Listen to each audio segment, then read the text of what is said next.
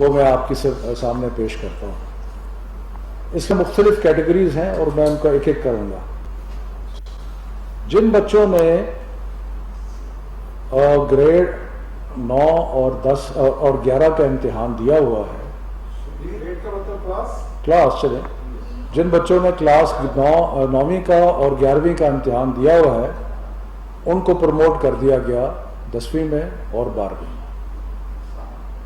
اور اس کا یہ جتنے بھی اسٹوڈنٹس ہیں اس کیٹیگری میں, چاہے وہ ریگولر اسٹوڈنٹس ہیں چاہے وہ پرائیویٹ اسٹوڈنٹس ہیں, جتنے لوگوں نے 9ویں اور 11ویں کا امتحان دے کے ان کے پاس اس کا رزلٹ موجود ہے, جو کہ ان کا رزلٹ جو پچھلے سال سے منسلک ہوگا, وہ ان کو پروموٹ کریں.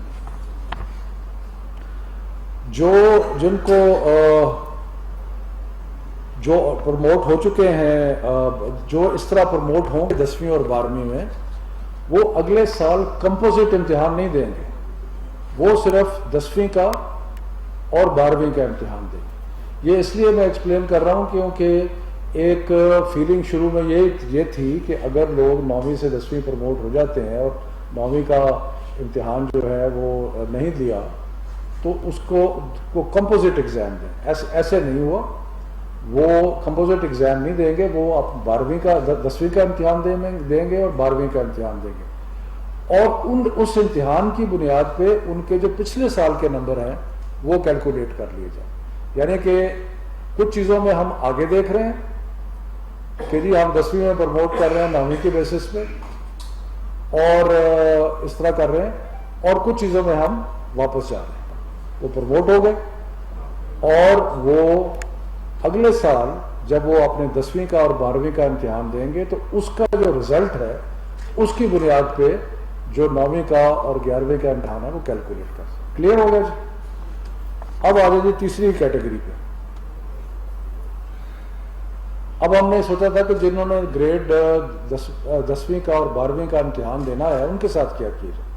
تو ان سے فیصلہ یہ ہوا ہے کہ جنہوں نے اپنے کلاس 9 کے اور کلاس 11 کے سارے مضمون پاس کیے ہوئے ہیں ان کو پروموٹ کر دیا جائے. جنہوں نے اپنے 9ویں کے اور 11ویں کے جنہوں نے اپنے 9ویں کے اور 11ویں کے سارے امتحانات جو ہیں وہ سارے سبجیکٹ جو ہیں وہ کلیئر ہیں ان کو 9ویں اور 11ویں کی پرفارمنس کی بنیاد پہ جج کیا جائے. یعنی کہ وہ 11ویں کے بعد یونیورسٹی میں بھی جا سکتے ہیں. باقی صرف اس میں ایک ہم نے ایڈیشنل کیا ہے, کیونکہ ہمارا جو پچھلے مختلف بورڈز کے جو امتحانات کے حساب کتاب لگایا گیا تو اس میں دیکھا گیا کہ 9ویں کے مقابلے میں 10ویں کا رزلٹ بہتر ہوتا ہے اور 11ویں کے مقابلے میں 12ویں کا رزلٹ بہتر ہوتا ہے.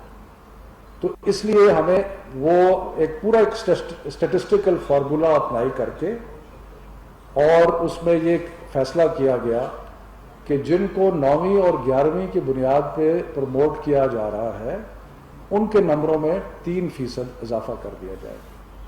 اور یہ جو 3% اضافہ ہے یہ پرانے امتحانات کے سارے جو حساب کتاب لگا کے اس میں دیکھا گیا کہ یہ 3% اضافہ جو ہے یہ کنسسٹنٹ ہے اسٹیٹسٹک سے کہ 12ویں کا رزلٹ اور 10ویں کا رزلٹ 9ویں اور 11ویں کے مقابلے میں زیادہ بہتر ہوتا ہے. ٹھیک ہے جی.